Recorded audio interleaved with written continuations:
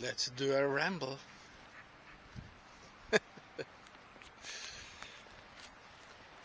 This is part of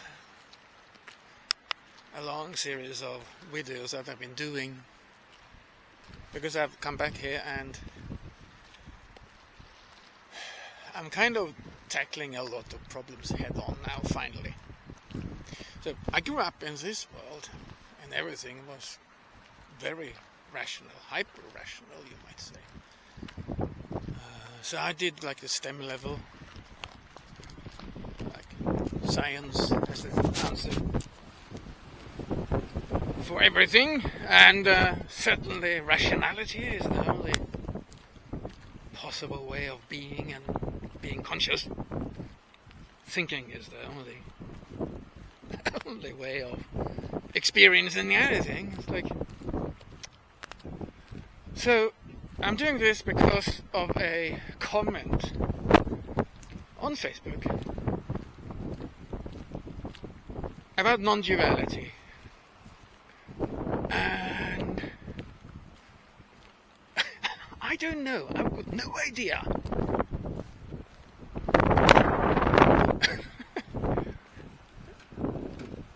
I wouldn't even be doing this if there was no question, because I have no idea who I am any longer. But that's just maybe that's the result of doing it wrong. I don't know. But I have these experiences when I started. My first experience with meditation was doing speed skating. Actually, we had this new coach, and he wanted us to do something they call like autogenic training or something. I can't remember. So he basically just led us something where I just disappeared. I have people in Buddhist cycle, I've had people say like, "Oh, that's not good." It's like I don't know what's happened. The only thing I knew is when I came back, I was extremely refreshed. Later on, when I was 15, I had an experience where I used the same method and something wild happened, and I knew I'd been somewhere and talked to someone. As I came back and I was super refreshed. So these are not necessarily non-dual experiences at all. And I'm not at it. I just know that I experienced it. Spool forward a little bit and I got into Buddhism in 93, and now my ego is fighting to get its share here. It's so funny. I'm proud of it. So I got into Buddhism in 93, 94, and then of course there were more like formal meditation. So I started doing that, and then something out of the blue happened when I went to Kathmandu, because I've tried to describe it again and again, and it's not easy, because this can only be pointers, and I do not know if what I experienced is healthy, the real thing, something fake or not. I can only describe it the way I experienced it, and the way that my ego is now describing it. So I was in this taxi, and for whatever reason I had this, suddenly there was this stirring at the base of the spine, which is that classic thing, like a Kundalini thing or whatever. And then, while I was awake like I am now, the shift was as distinct as from being asleep, kind of knowing that you're sleeping and you wake up. It was the same.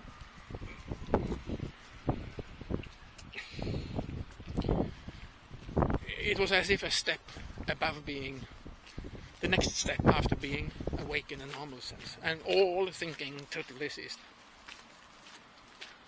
And again, I don't know if this is something I should even talk about, but I'm doing it now. The other thing maybe it is not odd, but there was no thinking. I was looking out at all of the people, and I was sort of directly seeing this mental stress that there's kind of like this thing going on. So later I've had similar experiences. I do not know if it is stabilized. I don't know if this is integrated after all of these years. But the experience that I wrote a comment about, and which was interesting,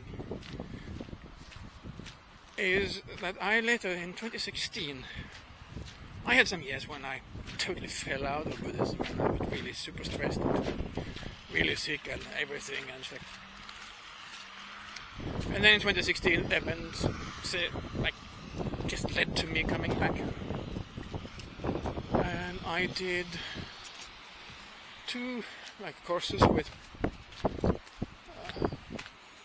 teachers or whatever you call them that seemed to be.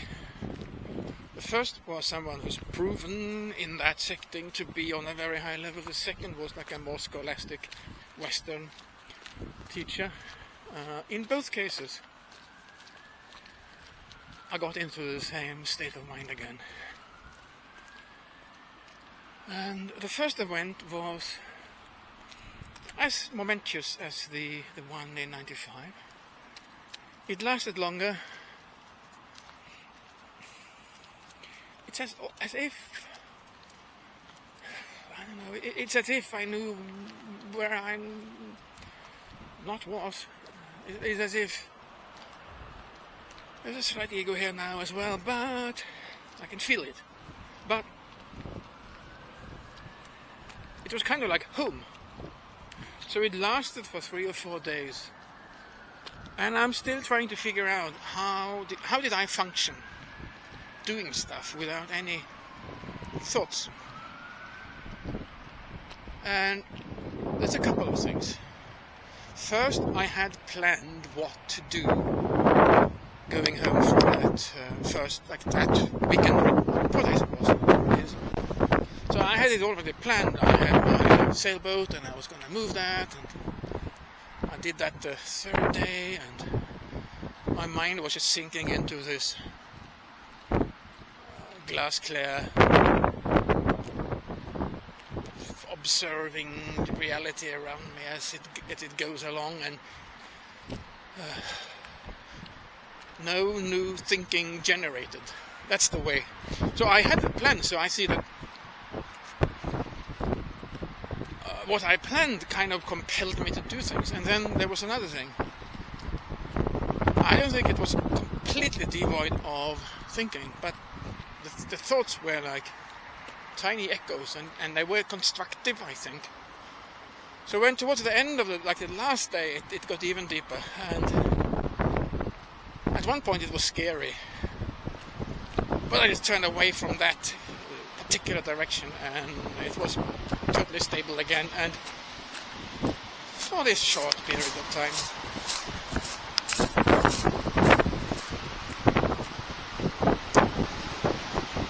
Too much wind here. But I need to be able to talk about these things, so I can repeat it whenever, and I'll use AI to extract the text.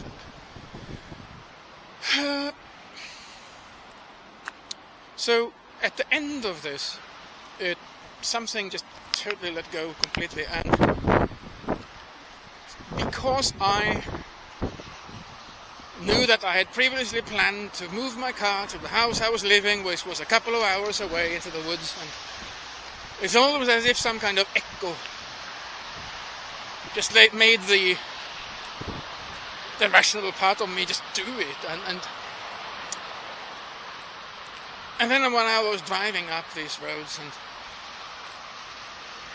my nervous system and my brain is doing the driving, everything is absolute perfection, everything is translucent, not in a drug-induced state. It's just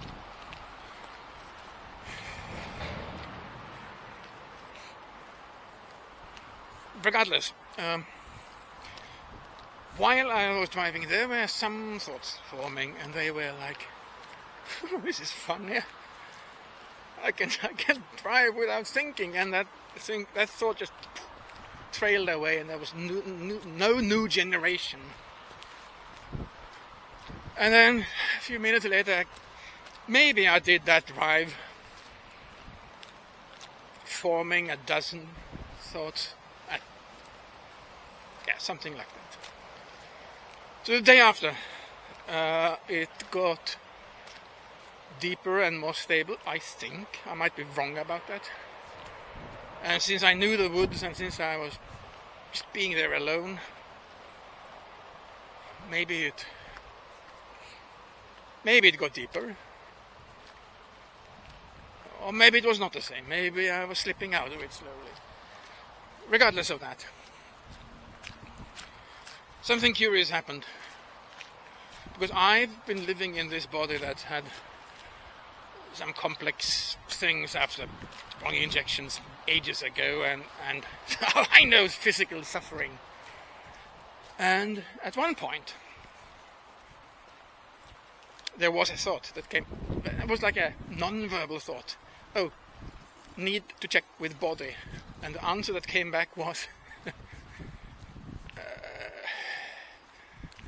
it was not even does not compute. It was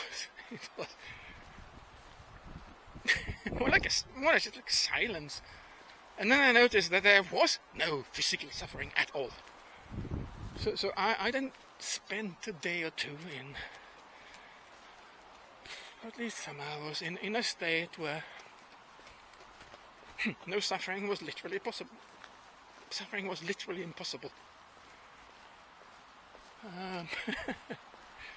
I don't know, is this non-dual state? I mean, it was certainly a good thing. It was certainly the reset I needed. And nothing in me was going off on tangents in any way. And it was beyond stress, it was beyond exertion. Now my ego is popping up its head. It was... The only thing I can do is point to it. And the only thing I'm really doing this is that I cannot teach anyone. I cannot. The only thing I can do is to just point to this is possible. Then I fell out of this gradually, but I did actually attend like a business meeting with my partner and a couple of the partner I was running a company together with, and so going to that business meeting, there was more thought involved. And I was driving over complex, I had to park and everything, and I was at the tail end of the 3 or 4 days where very little thought was created. But I remember clearly doing this and being verbal, being rational, and at some point my partner suggested something that, seen from above, like seen from afar, was not just, not fair, not sane. And in a non-verbal way, this impulse came from me. No, I'm not going to. Bam. And he just, yeah, okay, great. It was one. We did work well together on so many things. There was never really any conflict. So I think this is my theory, because I was not living my ego, living my like relative self the way I'm doing now, because even describing these things is risky. Which is why I'm saying, telling people in this video when I feel that the ego is trying to grasp something. It's constant, it's hilarious.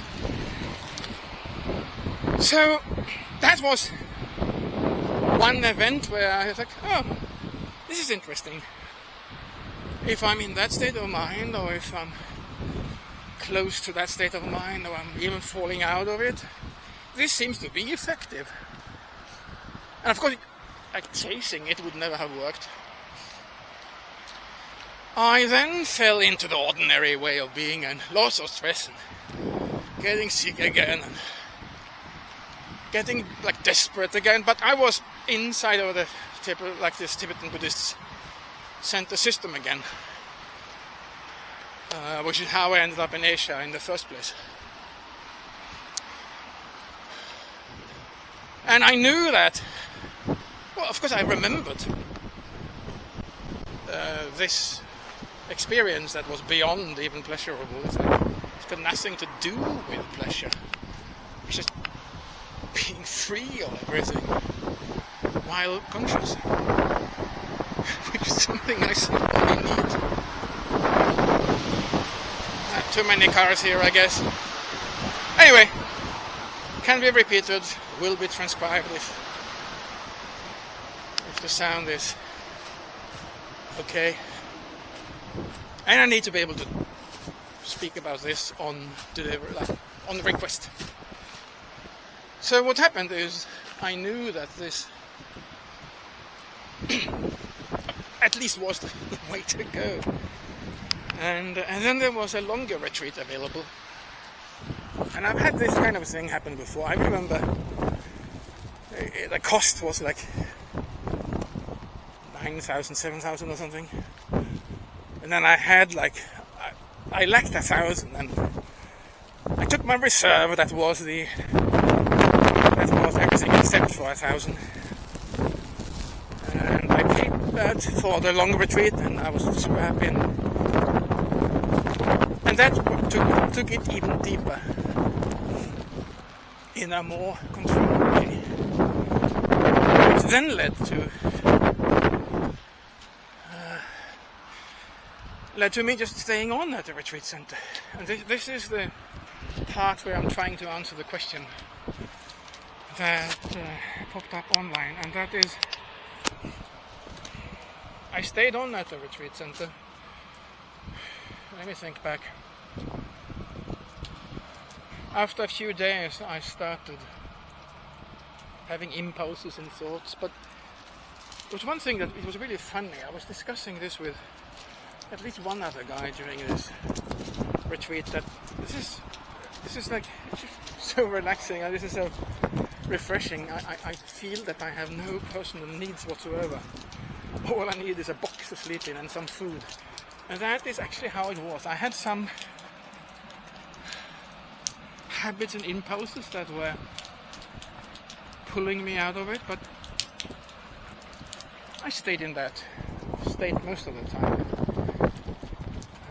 I was oriented towards that state, and then one thing led to another, because there was that work retreat after the retreat, and then I ended up being a caretaker, and at the time I was handling two relatively new companies where I was kind of like the architect and the problem solver.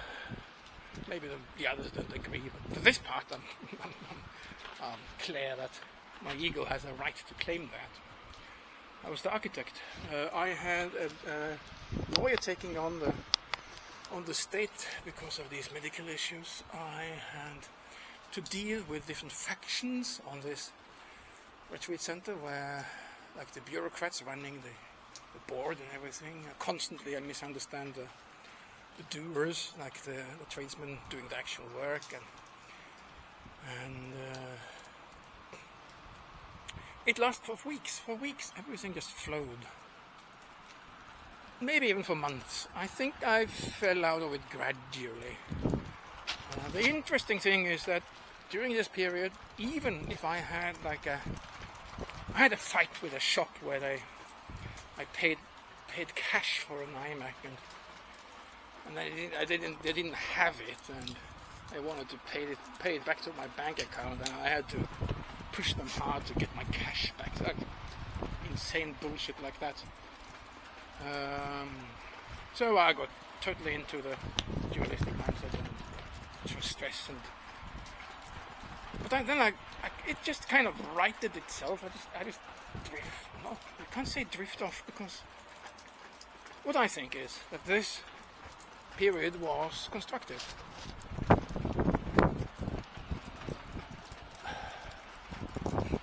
I think because if I was able to see everything like a mandala, where I'm not more valuable than the others, nor less valuable, where all needs should be above board. Maybe I'm making this up now, but maybe it is like everything should be out in the open, but you can never expect all of your needs to be met. You can expect people to be delusional and stressed, and then you just sort of take that into consideration as well. I do not know. But this is the point, this is the kind of the answer. So I fell out of it, and then I kept on for a couple of years. Maybe getting into this state of mind on and off, but not the same way. But for a while it really worked, and then for a year or two it kind of still had a positive effect, and then it fell apart. Because things always fall apart. Unless, and this is why I think I've got a glimpse from afar, like I've only got like 5 hours. My ego was coming here again, like 5 hours flying. But I remember like flying, having an instructor tell me like, oh, you fly over that cloud and under the next, and there was a 737 hanging up in the air like high above us. So I got like this, this is how it feels to be a pilot. I felt for a brief moment, I felt like, oh, I'm let in here and maybe I belong. So that kind of glimpse. If I'm extrapolating, and I take it for granted, and I've met some of these extremely realized masters. I'll talk about that later. I think.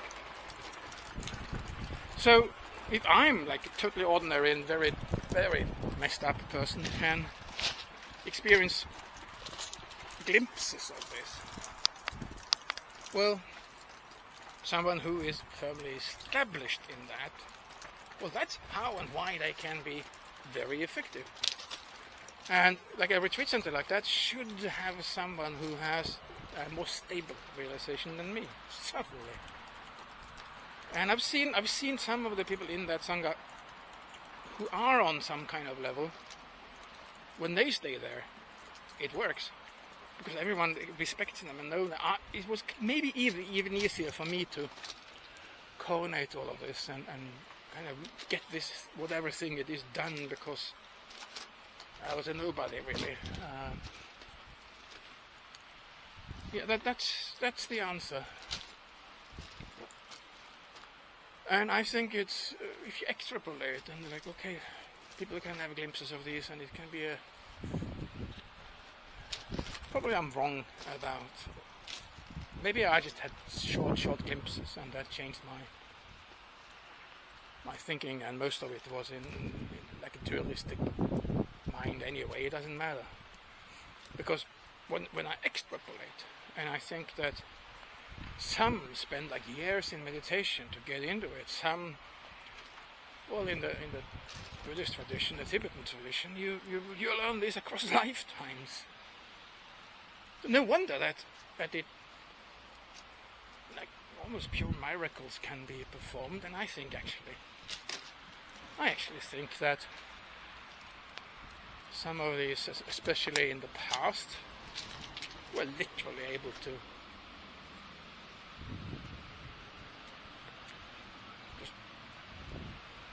live in a totally different reality, and then being very useful for literally thousands, probably millions of people. I just know that it's possible, and I know that if I reach for it, it's never going to happen. I'm not. If someone can feed 1 million people, then maybe I can feed a street dog. But if I push myself, and I'm going to be the street dog guy who's feeding everyone, if I do it from that perspective, I'll probably end up hurting the dog. So I don't know. I really don't know. I just think that this can be useful. I really want, if anyone thinks I'm going off on something, not constructive, please tell me. Yeah, that's all. I wonder how this transcription is gonna go. I'll analyze it, and my ego is very eager to see what happens when I this. And soon I'll be at sea, doing some serious sailing, and who knows, maybe I'll fall apart. I'll need that. It does give you experiences beyond the rational when it's kind of corralled in and kind of worked on and kind of constructive, at least for the individual. It kind of gives you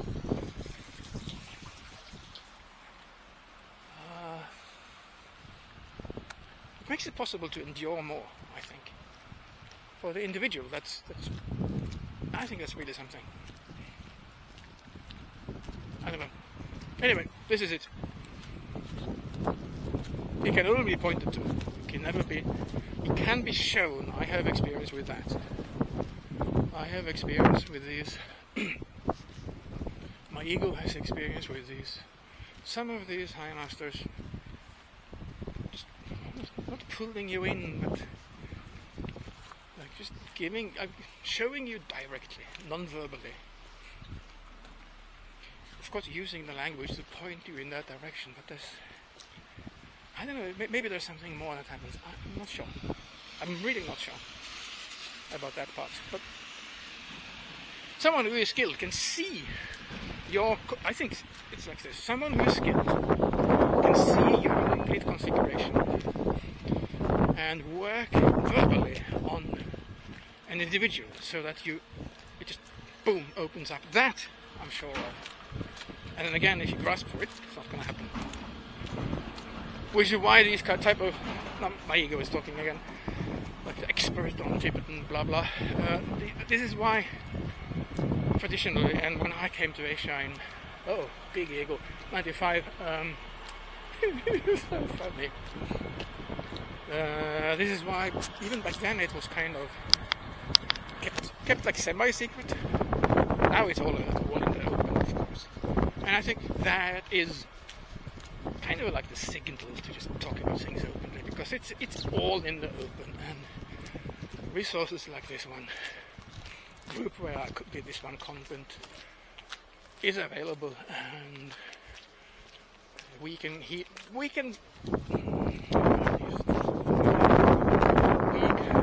hold each other to account if it's going wrong. And I think it's the time and the conditions in this world also point to, I think, the necessity of actively talking about, discussing things like non-duality. Yeah, it's time. This weather is, I'll get used to it. Maybe I'll be at sea with howling winds, and no, it's going to be smooth sailing, I hope. Thanks. Good.